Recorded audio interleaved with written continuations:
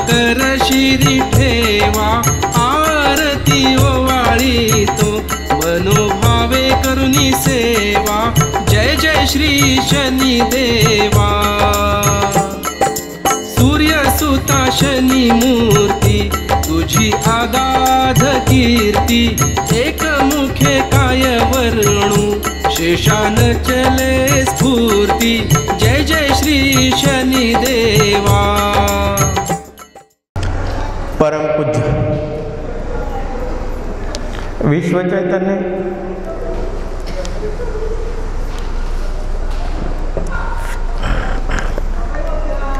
अंधारातून प्रकाशाकडे घेऊन जाणारे महान संत आणि माझे सद्गुरू चैतन्य त्यागेश्वर महाराजांना आपण वंदन करूया। या कलियुगाचा राजा, सत्याचा सागर, सूर्यसूत, मी म्हणणाऱ्यांना पाचावर धारण करणारा, असत्याचा नाश करणारा आणि सत्याचा विजय करणारा, दंडनीयांना दंड देणारा आणि आदरणीयांचा आदर करणारा असा धर्मप्रिय, शिवप्रिय आणि तुम्हा आमचा आराध्य दैवत शनिदेवांना आपण प्रथम दंडवत नमस्कार करूया। आपण पाहत आहोत प्रपंच करत असताना हा परमार्थ कसा हवा, प्रापंचिक जीवनातून पारमार्थिक जीवनाकडे प्रवास करत असताना आपला मधला जो काळ आहे तो कसा असावा, जेणेकरून आपल्याला जीवनामध्ये स्वास्थ्य लाभावा, आनंद मिळावा, भरभरून प्रेम मिळावं, ह्या गोष्टी अपेक्षित असतात सगळ्यांच्या।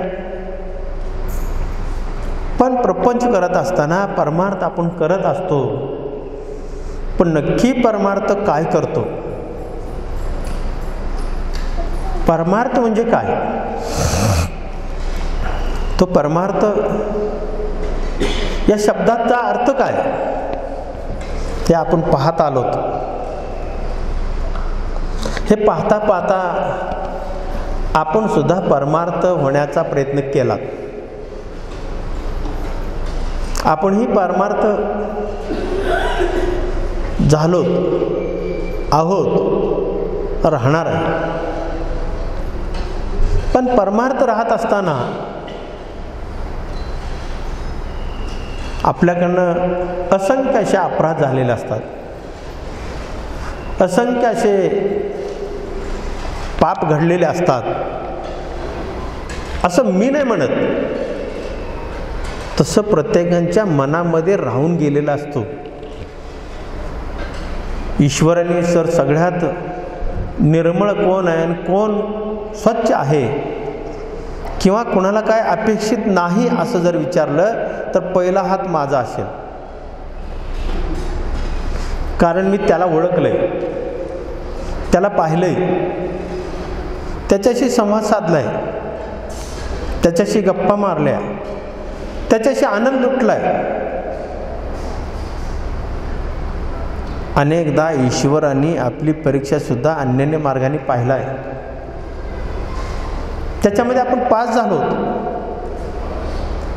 आपणही पास झालात। पण देव जाणो त्याचे संकेत काय, आपण पास आहोत का नापास आहोत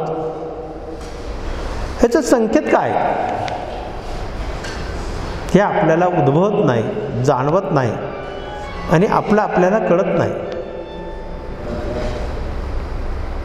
असा एक मनुष्य प्राणी होता,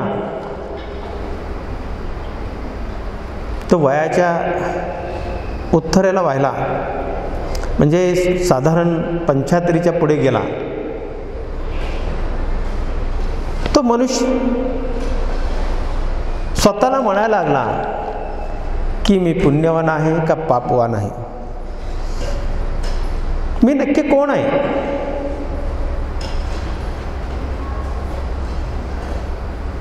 तेव्हा एका ठिकाणी गौतम बुद्धांचा सत्संग चालला होता आणि गौतम बुद्धांच्या सत्संगामध्ये तो गेला आणि त्याचं मन त्याला खायला लागलं. त्याच्या मनामध्ये असं वाटायला लागलं, नक्कीच मी दोषी आहे का? नक्कीच मी अपराधी आहे का? नक्कीच माझ्याकडं अनेक चुका झाल्यात का? तेव्हा हे शंकेचं निरसन करण्यासाठी गौतम बुद्धांना त्याने प्रश्न विचारला की मला एक स्वच्छ मनुष्य, प्रामाणिक मनुष्य म्हणून जगायचं आहे, एक सर्वसामान्य मनुष्य म्हणून जगायचं आहे, तर त्याच्यासाठी काय केलं पाहिजे? गौतम बुद्धांनी त्याच्याकडे निक्षून पाहिलं, अधिक बारकाईनं निरीक्षण केलं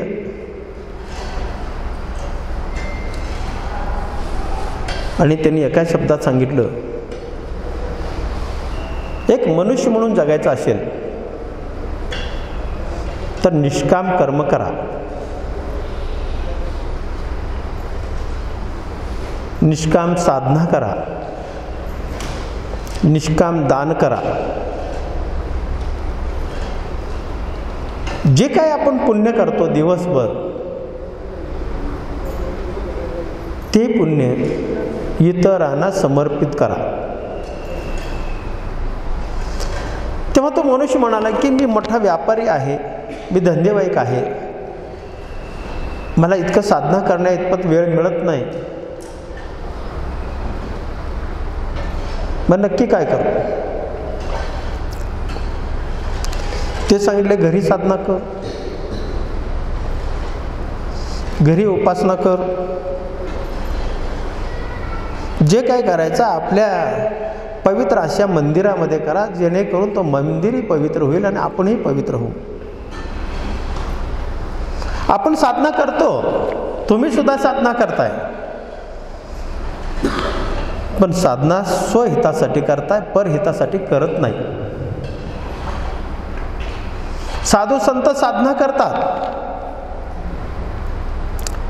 पण ते स्वहितासाठी करत नाहीत, परहितासाठी करतात. आपण आपल्या प्रपंचामध्ये भरभराटी व्हावी, आपल्या मुलाबाळांचं चांगलं व्हावं, आपल्या पूर्वजांचं मुक्ती मिळावी, घरामध्ये साधन संपत्ती खूप मिळावी, ह्याच्यासाठी आपण साधना करतो. पण एकही भक्त असा नाही, एकही साधक असा नाही, एकही सिद्ध पुरुष असा नाही की परहितासाठी साधना केलाय. जो परहितासाठी साधना करतो तोच खरा भक्त आहे, लक्षात ठेवा. स्वतःसाठी कुणी करल? मला काय हवंय, माझे चोंचले कसे पुरवायचे, माझ्या इंद्रियाचे लाड कसे पुरवायचे, माझ्या नेत्राचे लाड कसे पुरवायचे, माझ्या भावनेचं लाड कसं पुरवायचं, याच्यासाठी साधना करण्यात 84 लक्ष योनीमध्ये आपण भरकटत गेलो. लक्षात ठेवा. ईश्वर, अरे एका क्षणामध्ये मिळणार ईश्वर. ईश्वर आपल्यापासून लांब नाहीये.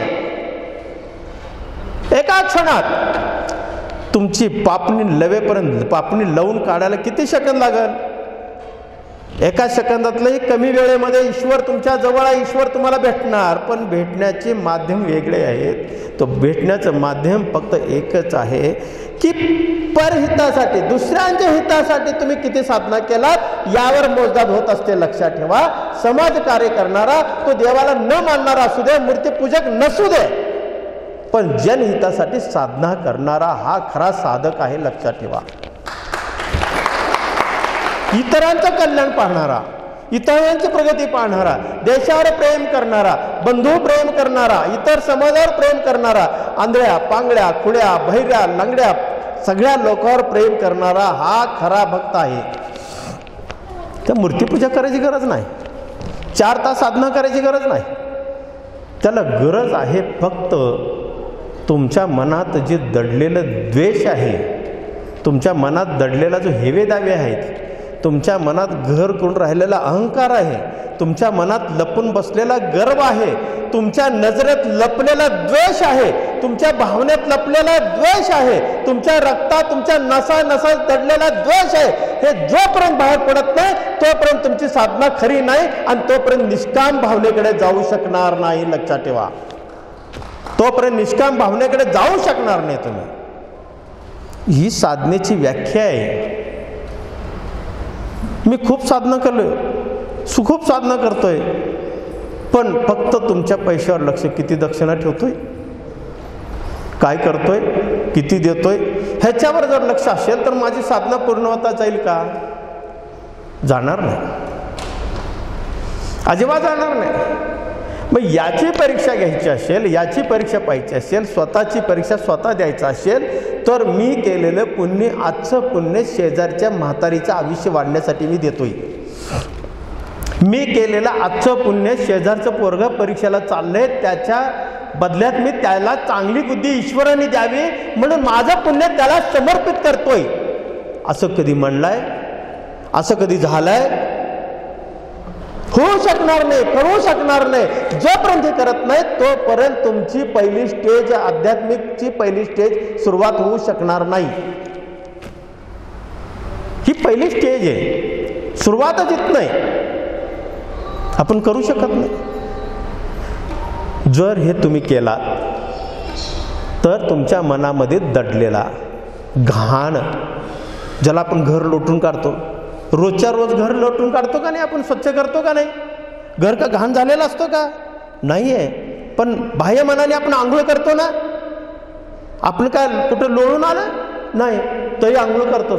तसं अंतर्मनाने, आतल्या दडलेल्या ईश्वराला जर आपल्याला शोधायचं असेल तर आतनं आंघोळ केलं पाहिजे.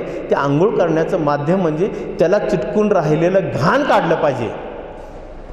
त्याला चिटकून राहिलेलं घाण काढण्याचं एकमेव माध्यम आहे निष्कर्म, निष्काम कर्म, निष्काम साधना, निष्काम नामस्मरण.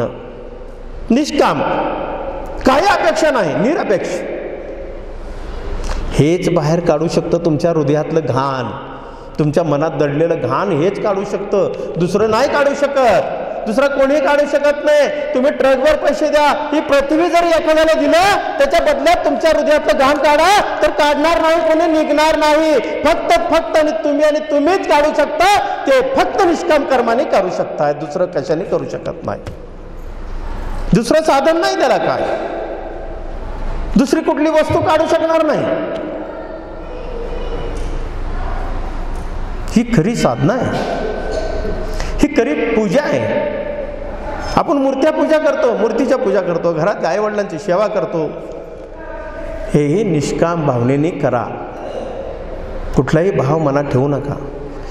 हे जर असं केलात तर तुमच्या हृदयातलं घाण निघणार आणि तुमच्या हृदयाला चालना मिळणार, ऊर्जा, आंतरिक शक्ती वाढणार, आत्मबळ वाढणार, आत्मज्ञान वाढणार, आत्मबुद्धी वाढणार, आत्मसाक्षात्कार होणार आणि आत्मबोध होणार. लक्षात ठेवा, तोपर्यंत होणार नाही. तुमच्या हृदयातच देव आहे, तिथंच दडलाय. त्याला शोधण्यासाठी दुसरं कुठलंही साहित्य, कुठलंही हत्यार वापरता कामा नये. फक्त एकमेव साधन आहे निष्काम, निष्कर्म. हे एकमेव हत्यार आहे, दुसरं कशाने उपयोग होणार नाही. स्वच्छ निर्मळ मनाबद्ध भाव हे तुम्हाला इच्छित ठिकाणी घेऊन जाऊ शकते. इच्छित ठिकाणी, मला या ठिकाणी यायचं होतं, माझ्याकडे काही साधनं नाही, पण माझी इच्छाशक्ती मला घेऊन जाते आणि ती पूर्णत्वास प्राप्त करते. आपण ऐकलं असेल महादेव रानडे, महादेव गोविंद रानडे मोठे इतिहासकार, मोठे विद्वान होते, मोठे पंडित होते, खूप मोठे होते.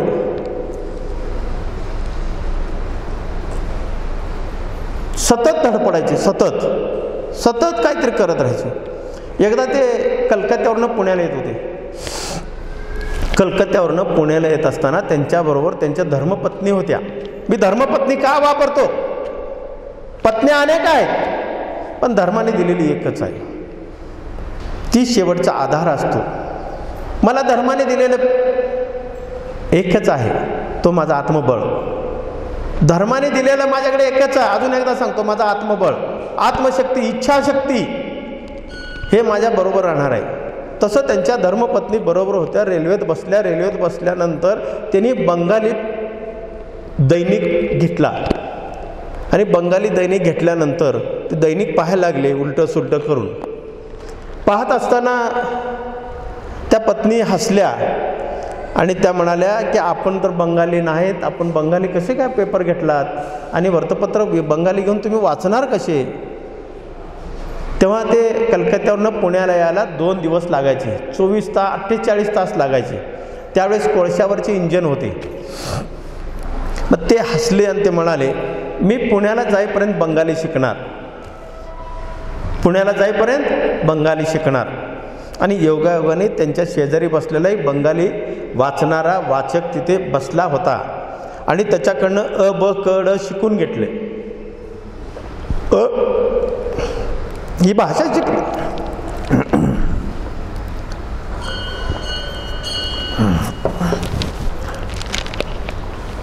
ती भाषा शिकून घेतली त्यांनी. आणि पुण्याला आल्यानंतर, घरी गेल्यानंतर स्वतःच्या पत्नीला त्यांनी ते बंगाली पेपर वाचून दाखवला. याला म्हणतात इच्छाशक्ती. अशक्य ते शक्य करणं, न व्हायच्या गोष्टी सुद्धा करून दाखवणं, हे आपण नाही करत, ती इच्छाशक्ती करते. आणि इच्छाशक्ती करण्यासाठी, इच्छाशक्तीला प्रबळ करण्यासाठी काय केलं पाहिजे? निष्काम कर्म. साधी गोष्ट आहे, निष्काम कर्म. जोपर्यंत तुम्ही निष्काम कर्म करत नाही तोपर्यंत इच्छाशक्ती प्रबळ होत नाही. आणि इच्छाशक्ती प्रबळ झाल्याशिवाय अशक्य ते शक्य होत नाही. आपण उगीच डोंगर उचलायला जातो, आपण उगीच शेजारच्या पैलवानाला आपण त्याला मस्करी करायला जातो, तो आपला हातपाय मोडणार. तसं अध्यात्मामध्ये सुद्धा साधना करत असताना जर निष्काम नसेल तर आपले हातपाय पडणारच. मग आपण धर्माला नाव ठेवा, देवादिकांना नाव ठेवा, साधू संतांना नाव ठेवा. अरे आपलं उघडं पडू नये म्हणून इतरांना नावं ठेवणं हा सुद्धा एक मोठा दुर्गुण आहे. हा सुद्धा एक मोठा आपला अवगुण आहे. हा मोठा एक निगेटिव्ह एक शक्ती आहे, जे तुमच्या हृदयात दडून बसलं आहे. तो बाहेर निघत नाही तर कसं होणार? होणार नाही. जर तुम्ही हे केलात तर तुम्ही एक भारतीय नागरिक, एक स्वच्छ, निष्कलंक, प्रभावी, बलशाली एक मनुष्य म्हणून जगता येतं तुम्हाला. तोपर्यंत जगता येणार नाही. याच्या पुढे जाऊन ह्याची खात्री करायची असेल तर स्वतःची खात्री आपण स्वतः करू शकतो. त्याला जास्त काही आरसा घ्यायची गरज नाही आपल्याला. हे सगळं केल्यानंतर आपलं विश्वास, मी, माझं चारित्र्य, मी कोण आहे, माझी ओळख मला होऊन जाते. आणि मला माझी ओळख झाल्यानंतर माझे नजर बदलते, माझा भाव बदलतो, माझं आचरण बदलतो, माझा स्वभाव बदलतो, माझा सदाचार बदलतो आणि वाणीवर सत्यता येते. वाणीवर सत्यता येते. वाणी मृदू होते. त्याला मृदू व्हायची गरज नाही, मृदू हो म्हणायची गरज नाही, मनाने होणार. त्याचे विचार सगळेच बदलून जातात. जोपर्यंत तुमची मानसिकता बदलत नाही तोपर्यंत तुमचे विचार बदलतील. विचार बदलला की तुमचा नशीब बदलेल. कुठल्याही ज्योतिषाची गरज नाही, कुठल्याही फंटूस माणसाची गरज नाही तुमच्या जीवनामध्ये. तुम्हीच तुमचे कर्ते आहात. तुम्ही बदलू शकताय, दुसरी कोणी बदलू शकणार नाही. लक्षात ठेवा. एक विक्रम राजा होता. विक्रम खूप मोठा राजा होता. त्यांनी त्याच्या दरबारामध्ये विचारलं, 3 गोष्टीचं मला उत्तर, माझ्या 3 प्रश्नाचं उत्तर द्या. सगळ्या दरबाराने सांगितलं. त्यांनी सांगितलं की सर्वसामान्य मनुष्य साधना करतो. साधना करत असताना तो आत्ता काय करतो? एक स्वच्छ मनुष्य होण्यासाठी काय करतो? आणि वेळ कशी पाहिजे त्याला वेळ कशी पाहिजे आणि भविष्य काय? सगळ्यांनी उत्तर दिलं नाही त्याला, कुणीही उत्तर दिलं नाही. मग तो जंगलामध्ये गेला. एक झोपडी होती, झोपडीच्या ठिकाणी एक साधू महाराज होते. तिथं एक साधू महाराज एका झाडाला पाणी घालत होते. पाणी घालत असताना राजा आलेत म्हटल्यानंतर त्यांनी ते पाईप सोडलं आणि राजांच्या स्वागताला गेले. राजांना आत बोलवलं, राजांना बसवलं आणि बसवून त्यांना थोडंसं पाणी दिलं आणि त्याला 2 फळं दिली. एक सन्मान राजांचं त्यांनी केलं. तेवढ्यात एक घायल झालेला माणूस आला. कुणीतरी त्याला मारलंय, डोकं फुटलंय, त्याला चालता येईना. असा माणूस आश्रममध्ये आल्यानंतर राजांची सेवा तिथंच त्या साधू महाराजांनी सोडली आणि त्याला एका खाटवर झोपवलं. त्याला जर पुसलं, सगळं पुसून त्याची सेवा केली. त्याला पाणी दिलं, त्याचं रक्त वगैरे येत होतं, सगळं बंद झालं. त्याला औषध आयुर्वेदिक थोडंसं वाटून त्याला लावलं, लेप दिला आणि तसा झोपी गेला. झोपी गेल्यानंतर राजाने विचारलं की माझे 3 प्रश्न आहेत, 3 प्रश्नाचे उत्तर शोधत मी तुमच्यापाशी आलोय, तर 3 प्रश्नाचे उत्तर द्या. साधू महाराज म्हणाले की 3 प्रश्नाचं उत्तर मी दिलं आता तुमच्या समोरच दिलं. ते म्हणाले ते कसं? म्हणलं मी निष्काम कर्म करत होतो, एका झाडाला पाणी घालत होतो. काय करत होतो मी? एका झाडाला पाणी घालत होतो. घालता घालता तुम्ही यजमान म्हणून आलात, अतिथी म्हणून आलात. अतिथी देवो भव, त्यातच देव आहे. मग हा कर्म सोडला आणि तुमच्या सेवेला लागलो. तुमची सेवा करता करता एक असा मनुष्य आला की त्याला गरज आहे. त्या माणसाची सेवा मी केली, त्याला झोपू दिलं आणि मग तुमच्याकडं तुम्ही राजा आहात म्हणून त्याची सेवा सोडलेली नाही आहे. परिस्थितीला अनुसरून तुमचं सुद्धा मी बाजूला ठेवलं आणि त्या माणसाची सेवा केली. याचा अर्थ असा आहे की मान सन्मान हा कधीही कुठेही कसंही मिळत नाही. देवापेक्षा श्रेष्ठ कोणी नाही. तो देव स्वरूप होता. तो ज्यांनी मार खाल्ला तो देवच होता. त्याच्यापेक्षा तुम्ही मोठे नाही हे त्याला दाखवायचं होतं. तुम्ही सुद्धा घरामध्ये सगळ्यात मोठं तुमचं व्यसन आहे मोबाईल. सगळ्यात मोठं व्यसन आहे तुमची मिसरीचा डबा. सगळ्यात मोठं व्यसन आहे संध्याकाळची तुमची चैनीबाज. संध्याकाळी लेझिम खेळतच येतो. ह्या सगळ्या गोष्टीला मुठमाती द्या. 3 गोष्टीचे उत्तर तुमच्या जवळच आहे. जो साधना करल तो साध्य करल. जो साधना करल तो साध्य करल. पण ते साधना कशी करल? निष्काम कर्म. बोला ओम नमः शिवाय. ओम नमः.